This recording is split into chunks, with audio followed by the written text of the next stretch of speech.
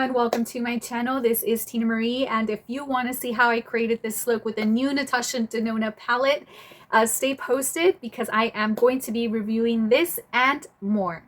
Doing a review of the new Natasha Denona I Need a Warm palette, and I must say I am very excited about this one more than the other ones just because I feel like this one is very flattering on a lot of eye colors. Like for example, this would be beautiful on the brown leaning warm eye colors just because it makes your eyes look a little bit more greenish. And then also this is great on green eyes as well as blue eyes, just because if you take the color wheel, the opposite of green is always going to be those warm reddish undertones, and even like the peachy tones, since they're kind of towards leaning either in the pink side or the orangey side, it just gives you that little pop. As well with blue eyes, same concept, and it's just amazing and it's beautiful. And I did swatch it, so I did get a feel of it, and I can appreciate this palette, and I'm going to show you how it looks like. Now I am going to be comparing it a little bit towards this eyeshadow palette that I have from Natasha Denona.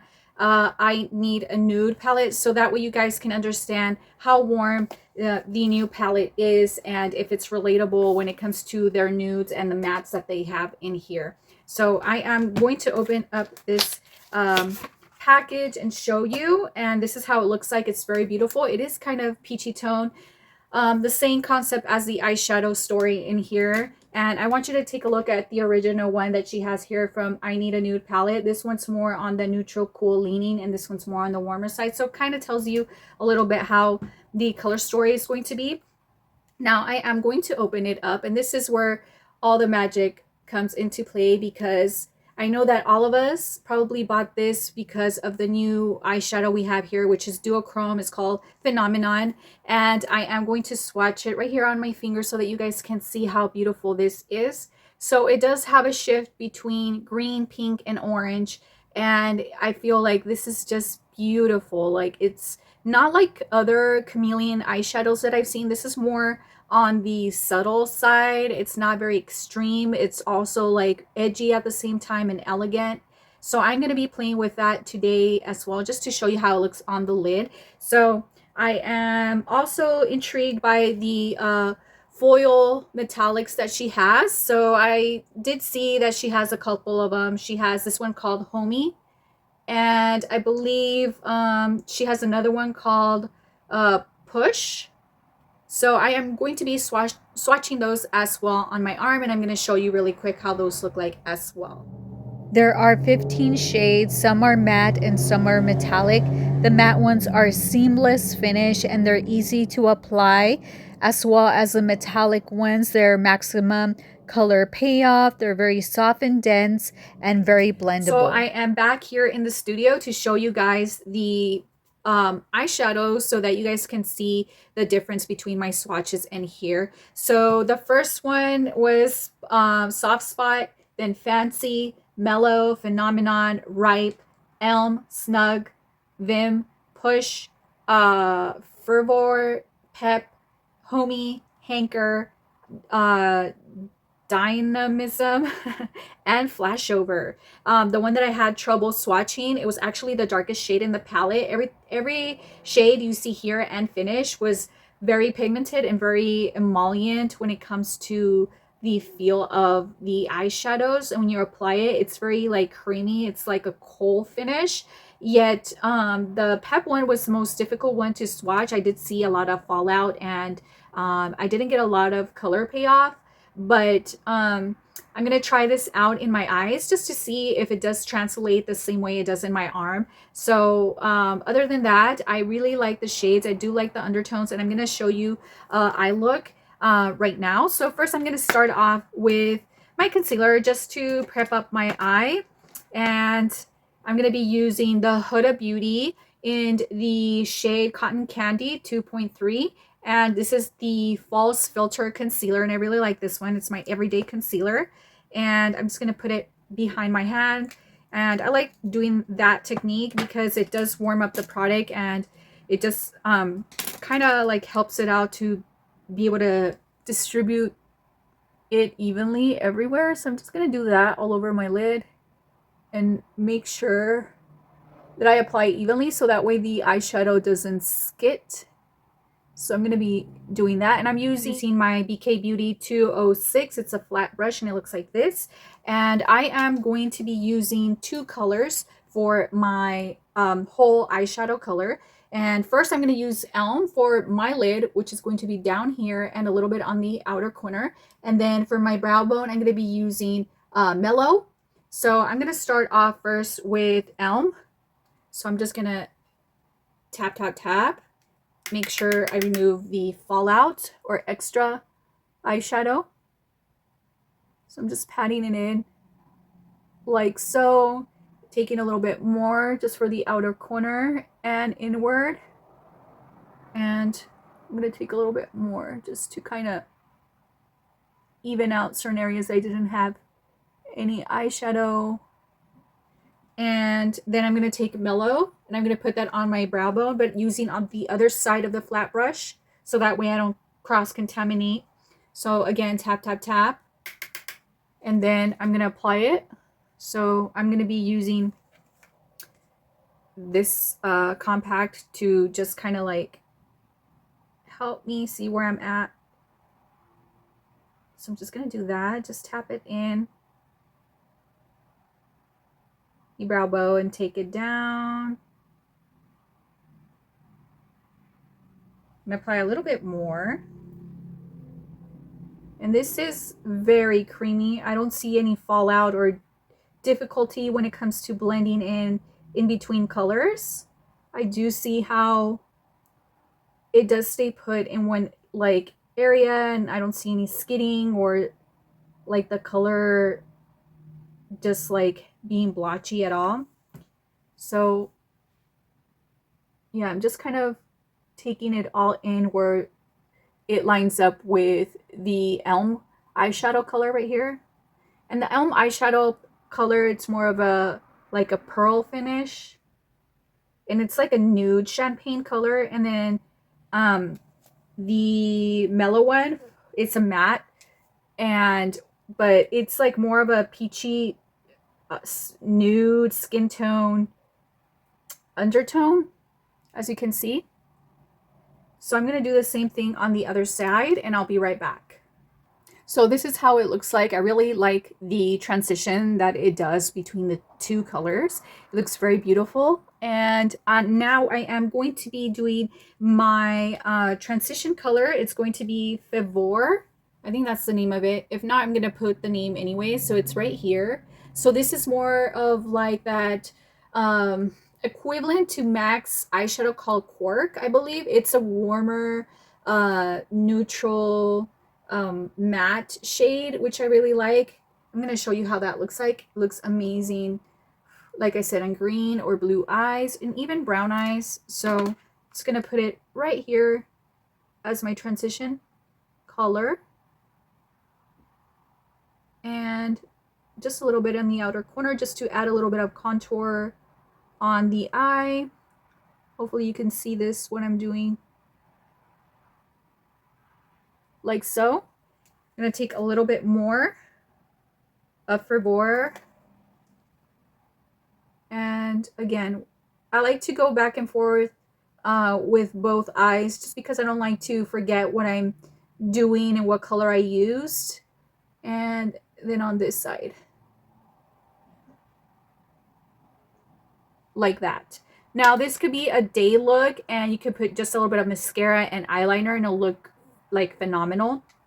But now if you want to make it into a nighttime look, what I'm going to do is I'm going to try to use now what's it called, Vem on the outer corner just a little bit, and then I'm going to kind of build it up with Pep and see if Pep actually has a lot of fallout, because I'm very worried about that one.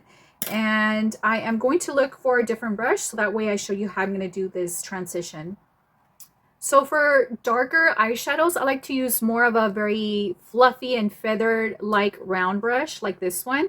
And the reason why is because you don't want to deposit too much product into the outer corner, because it's going to be very hard to blend and make it have that transition from dark to light. And so I am going to take them and then tap a little bit, and then I'm going to put it on the outer corner.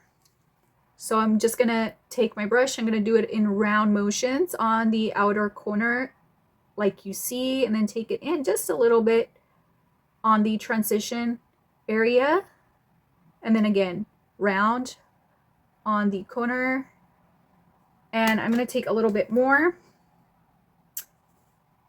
and apply again. So we're kind of building layers so that way it doesn't look very patchy, or like it doesn't have like that gradation that you need or that ombre effect. See how it kind of like pulls your eye out, but at the same time you don't know where it starts and begins. So that's what we want. So I'm going to do the same on the other side, and I'll be right back. Now I'm back, and this is such a beautiful transition and color payoff. It's just amazing. I really like it.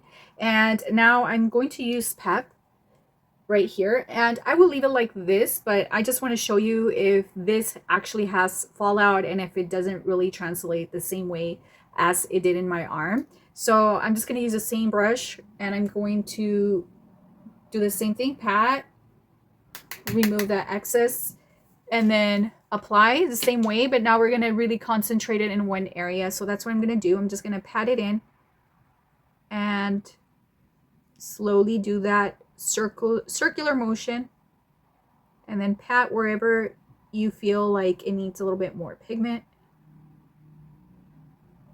So what I'm seeing, it does have a payoff, but it's a little bit patchy, which I don't really understand why, because all of her eyeshadows, even the matte ones, translate very beautiful.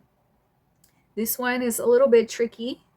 I do notice like it skids in certain areas, but I don't know. What do you guys think? I feel like it's a little patchy right here, but I might go in with the smaller brush. I'm going to do the same thing on the other side.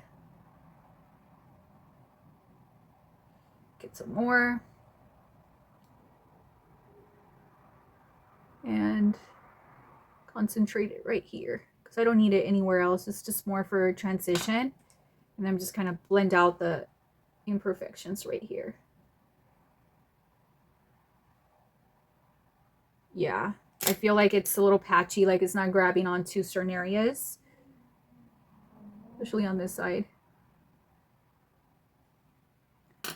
So I don't know, what do you guys think? I think I do really like this eyeshadow palette. It's beautiful. It's just that one color, that the dark color needs to have a little bit more of that cold finish, where it's not like having fallout or skidding. It might be the formulation or the pigments that they use to create this eyeshadow, I'm not sure. But now I'm going to try Phenomenon for you guys, this amazing shifting color. And now I'm going to use a flat brush, and this flat brush is going to be 206 again, and I did clean it, and so I'm going to use Phenomenon, and I'm going to tap it a little bit, and let's see how it looks like or translates onto the eye. So I'm just going to put it right here on the eyelid, like so. I'm going to do the other side.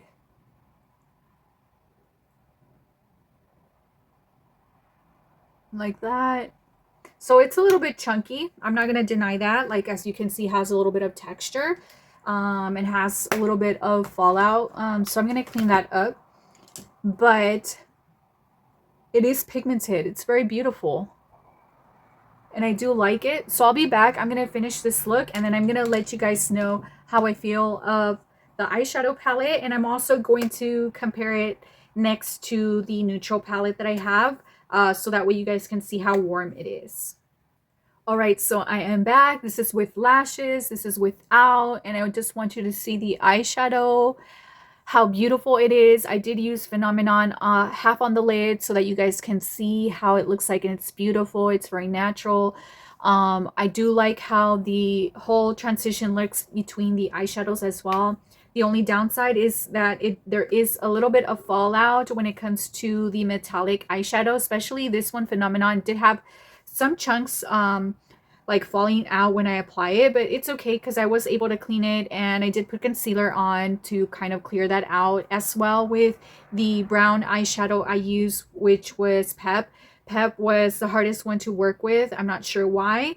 But other than that, what do you guys think? Does it look good with the lashes on? Is it too much, or you would wear it without?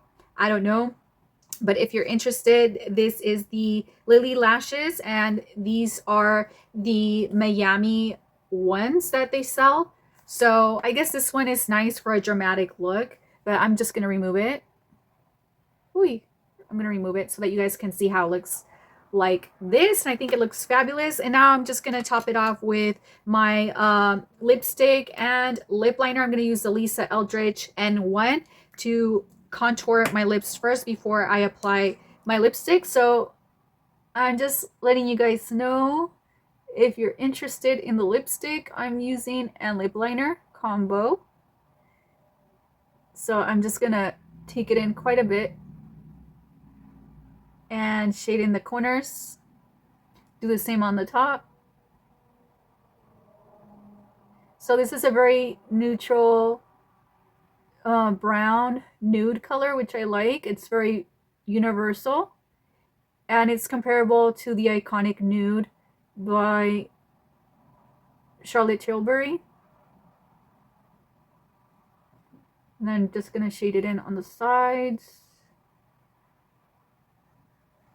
So it looks like that. And now I am going to use Hush Pink from Anastasia Beverly Hills. So this one is a warmer pink, and I just think it goes with the theme. And I'm just applying it on the center. Blend it all out.